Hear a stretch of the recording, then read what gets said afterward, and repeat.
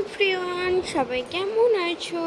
আমরাও খুব ভালো আছি। তো দেখো, তোমার দাদাভাই রেডি হয়ে গেছে, আর এদিকে আমি মাথা চুল বাঁধছিলাম। তো আমাকে দেখাচ্ছে কেমন লাগছে বলো শাড়িটা পরে আমাকে। তো রেডি হয়ে গেছি, বেরোচ্ছি। তো চলো, তো পড়েছি তোমার দাদাভাই বাইকে। দেখি একটু মুখটা দেখাও। আর এটা আমাদের বাবু। চো তো চলো। আমরা বেরিয়ে পড়েছিলাম, এই মিষ্টির দোকানে এসেছি। এটা হচ্ছে ওর একটা বন্ধুর দোকান।